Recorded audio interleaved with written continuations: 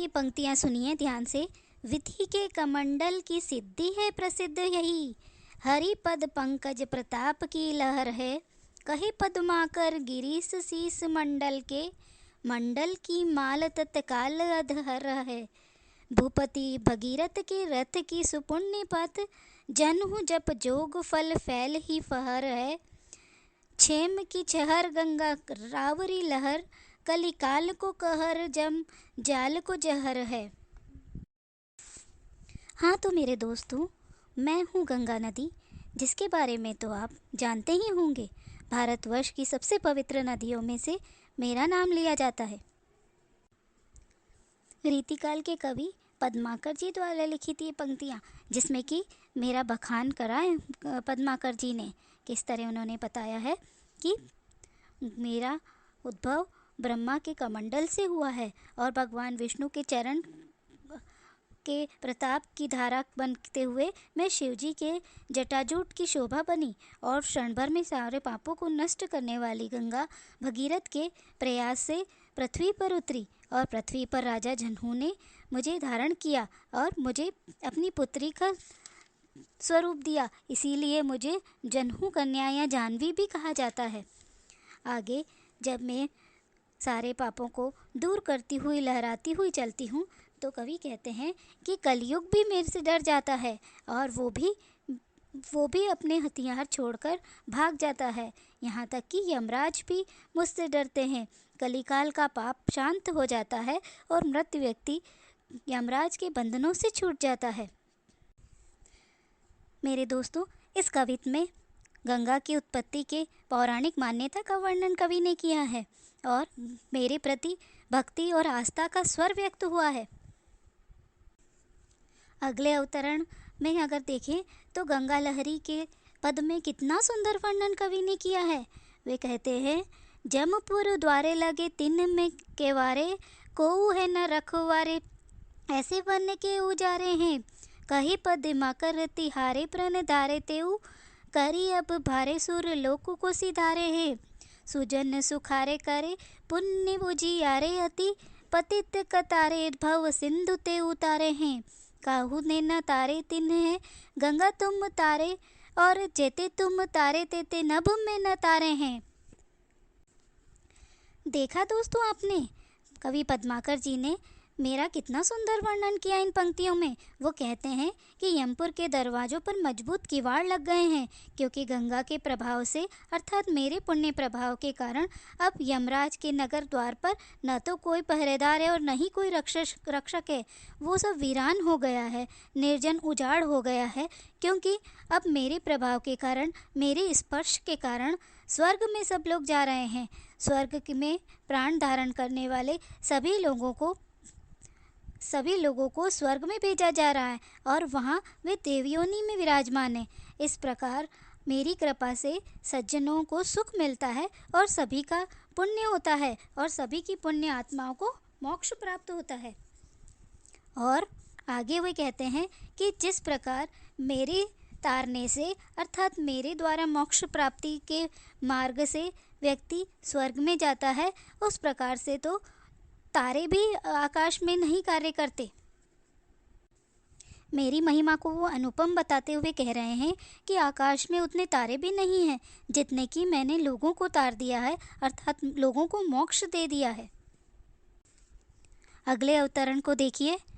सुरम पे कोल कोल हु पे शेष कुंडली है, कुंडली पे फबो फेल सुफन हजार की, कहे पद्मा करती हूँ फन पे फबी है भूमि, भूमि पे फबी है थी रजत पहाड़ की, रजत पहाड़ पर शंभु सुर नायक है, शंभु पर ज्योति जटा जुट है अपार की, शंभु जटा जुटन पे चंद की छुटी है छटा, चंद की छटान पे छटा है गंगाधार की।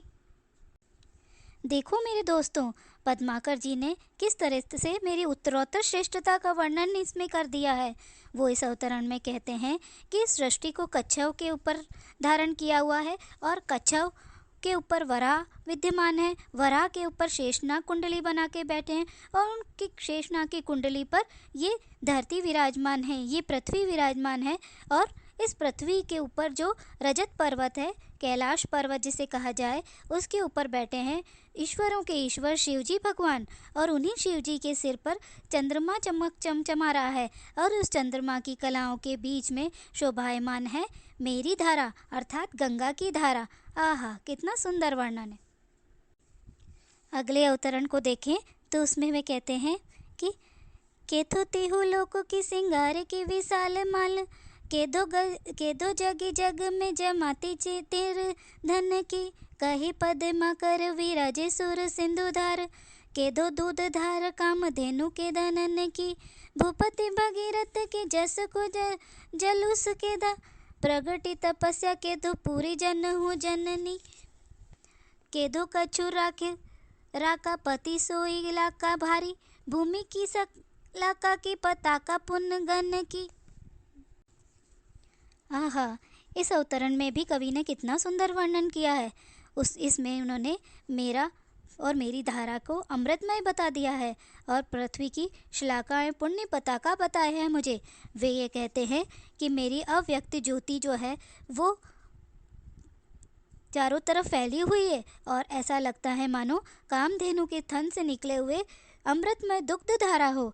और आगे वे कहते हैं, ऐसा लग रहा है राजा भगीरथ के यश का जुलूस मेरी धारा के रूप में निकला है। और आगे देखो तो राजा जनहू की तपस्या प्रकट हो रही है। आहा, एक के बाद एक सुंदर उपमाओं को देकर कवि ने कितना सुंदर वर्णन किया है। अनुप्रास, उल्लेख तथा उत्प्रेक्षा अलंकार का सुंदर प्रयोग कवि ने इसमें किया है।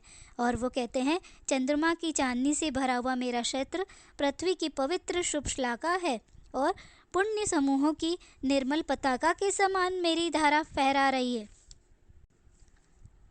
अगले अवतरण में देखिए, कर्म को मूल तन, तन मूल जीव जग, जीवन को मूल अति आनंद ही धारी बो, कही पद्मा करे जो आनंद को मूल राज, राज मूल केवल प्रजा को भोन भरी बो, प्रजा मूल अन्न सब, अनन को मूल मेघ, मेघन को मूल एक यज्ञ अनुसरी बो, यज्ञन को मूल धन, धन मूल धर्म अरु, धर्म मूल गंगा जल बिंदु पाव परिबो।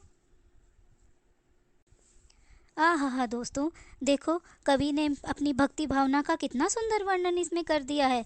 इसमें इन्होंने छंदों के माध्यम से, मनहरण कवित छंद के माध्यम से मेरा वर्णन किया है।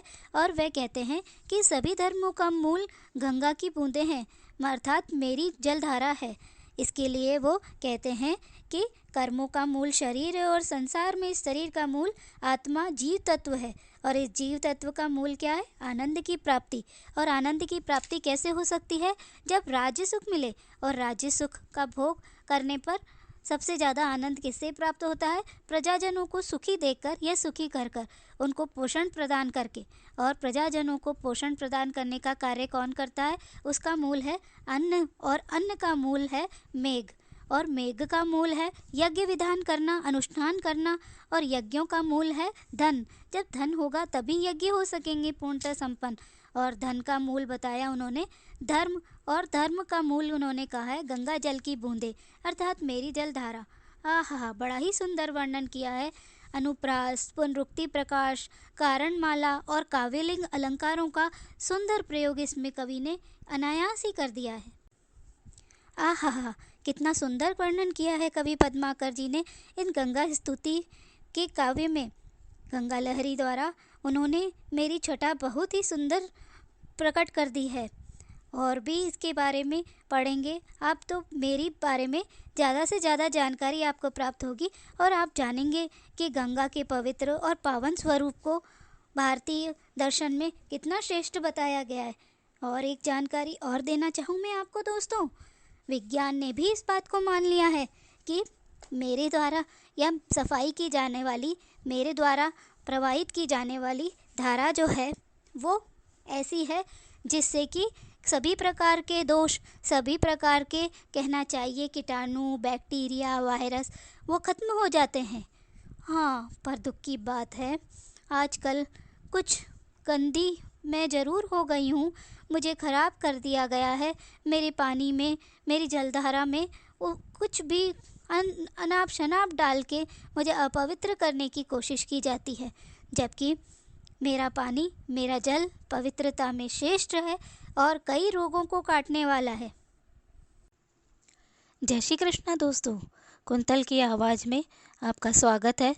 जैसा कि आपने देखा, गंगा लहरी पद्माकर जी द्वारा रचित काव्य का सुंदर वर्णन कक्षा 12 की हिंदी साहित्य की पुस्तक में किया गया और उसी को अपनी भक्ति भावना के साथ प्रस्तुत करने का प्रयास मेरे द्वारा किया गया है। आशा है आपको ये प्रयास पसंद आया होगा, अतः आप मेरे चैनल को शेयर और सब्सक्राइब करें। धन्यवाद। जय हिंद, जय भारत।